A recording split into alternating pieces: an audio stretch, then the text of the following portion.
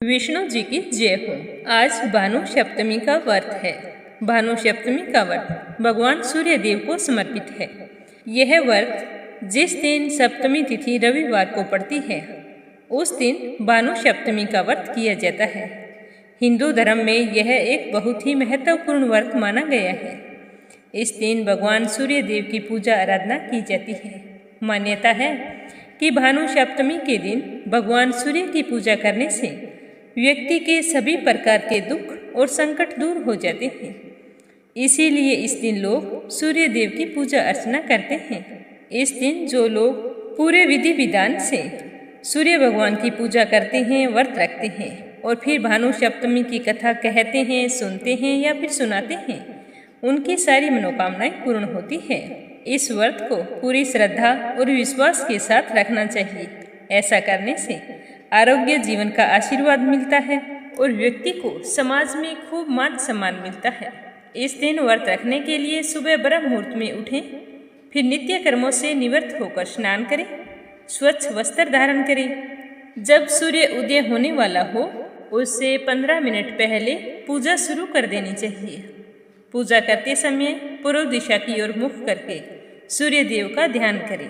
फिर तांबे के लोटे में जल भरकर थोड़ा सा गंगा जल, लाल फूल, अक्षत और रोली डालकर कलश रख लें। उसके बाद भगवान सूर्य देव के मंत्र ओम सूर्याय नमः का 108 बार जाप करें। यह सब करने के पश्चात सूर्य देव उदय हो जाता है तो उस समय जल से अर्घ्य दें और अर्घ्य देते हुए सूर्य देव के मंत्र होते हैं ओम घरणी सूर्याय नमः, ओम आदित्याय नमः, ओम भास्कराय नमः। इस मंत्र का 3 बार उच्चारण करें, पर अर्घ्य देते समय ध्यान रखें कि जल के छींटे आपके पैरों पर नहीं गिरने चाहिए और ना ही चढ़ाया हुआ जल आपके पैरों की तरफ ढलकर आना चाहिए। ना आपको उस जल को लांघ कर जाना चाहिए। ये सूर्य देव को जल अर्पित करने के जरूरी नियम हैं। जल अर्पित करने के बाद में आप जहाँ खड़े हैं उसी जगह 3 बार प्रदक्षिणा करनी चाहिए और मन में ओम सूर्याय नमः, ओम सूर्याय नमः मंत्र का जाप करते रहें। फिर अर्घ्य दिए हुए पानी से अपने मस्तक पर तिलक लगाना चाहिए और अपने मंगल जीवन की कामना करनी चाहिए। उसके बाद फिर आप धूप दीप से सूर्य देव का पूजन कर सकते हैं और फिर व्रत का संकल्प लें। पूरे दिन निराहार रहें, फलों का सेवन कर सकते हैं। यह व्रत निर्जलीय रखना जरूरी नहीं होता।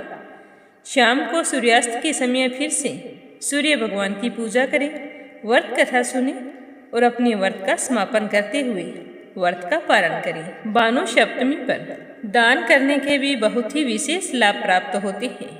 इसीलिए आपकी क्षमता अनुसार पीले या लाल रंग के वस्त्र दान करने चाहिए, तांबे के बर्तन दान करने चाहिए, पीले फलों का दान करना चाहिए, गुड़ और गेहूं का दान करना चाहिए। इस दान के अंदर दिखावा जरूरी नहीं होता। जितनी आपकी क्षमता है उसी के अनुसार श्रद्धापूर्वक दान करना चाहिए।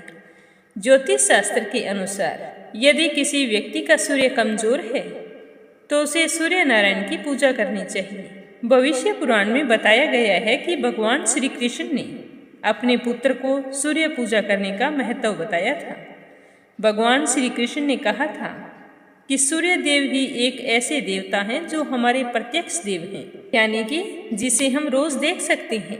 और जिस रविवार को सप्तमी तिथि पड़ती है उस दिन जो भी व्यक्ति भानु सप्तमी का व्रत करता है और सूर्य देव का भली भांति पूजन करता है उसके सारे शारीरिक कष्ट दूर हो जाते हैं। भानु सप्तमी का व्रत करने से व्यक्ति को धन धान्य और सुख समृद्धि की प्राप्ति होती है। जो व्यक्ति रोजाना सूर्य देव की पूजा करता है, जल अर्पित करता है, उसके सभी प्रकार के दुख दूर हो जाते हैं। इसके साथ साथ शारीरिक कष्टों से मुक्ति मिलती है। सूर्य देव की पूजा करने वाला व्यक्ति समाज में खूब मान सम्मान प्राप्त करता है और उसके घर में सुख शांति समृद्धि का आगमन होता है। तो अब अपने सुनते हैं भानु सप्तमी व्रत कथा। बोलो सूर्य भगवान की जय हो। आप ये कथा कंचन भक्ति सागर चैनल पर सुन रहे हैं। कथा पसंद आए तो इस चैनल को सब्सक्राइब जरूर करना। पौराणिक कथा के अनुसार प्राचीन काल में एक वेश्या हुआ करती थी। उसका नाम था इंदुमती। इंदुमती ने अपना पूरा जीवन वेश्यावृत्ति में गुजार दिया था। उसने कभी भी कोई धार्मिक कर्म कांड या फिर कोई पुण्य कर्म नहीं किया था। ना वो कभी मंदिर गई थी और ना ही कभी किसी से कोई देवी देवता का प्रसाद ग्रहण किया था।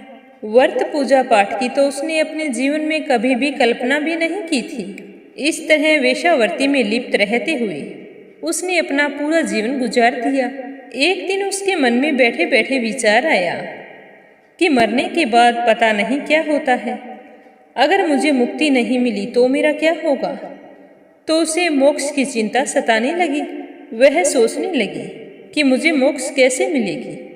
ना तो मैंने कभी पूजा की है, ना व्रत किया है, ना दान किया है और ना ही कोई धार्मिक कार्य किया है। तो किसी भी तरह से मैं तो मोक्ष की भागी बन ही नहीं सकती। अब मेरा क्या होगा।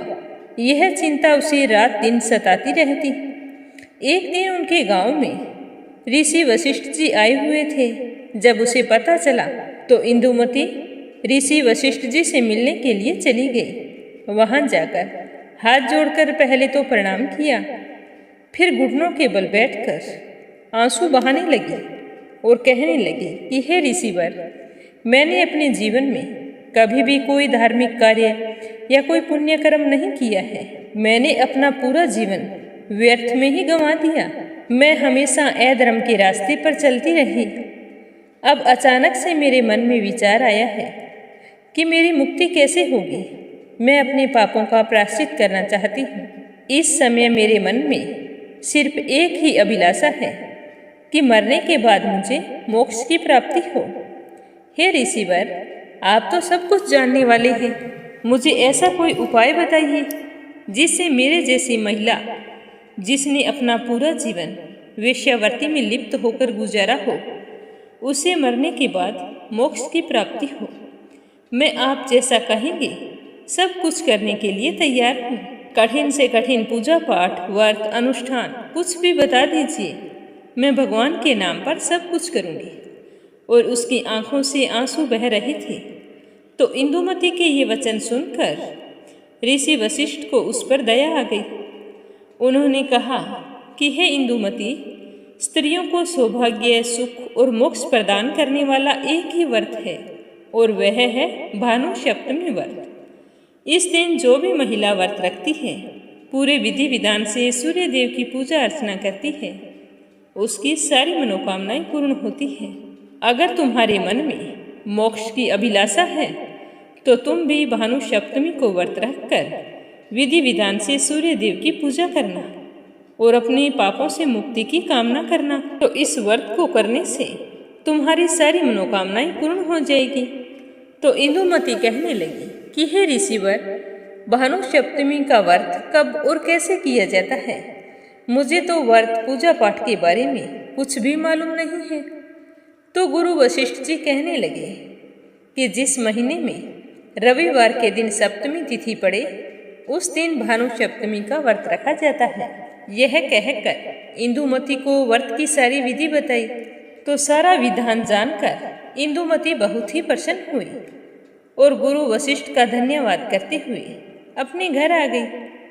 फिर जैसे ऋषि वशिष्ठ ने कहा था, उसने पूरे विधि विधान और निष्ठा के साथ जब रविवार के दिन सप्तमी तिथि आई तो उसने व्रत रखा और अपने पापों का प्रायश्चित करते हुए भगवान के सामने मोक्ष की अभिलाषा की, सूर्य देव की पूजा की और फिर भानु सप्तमी की व्रत कथा सुनी।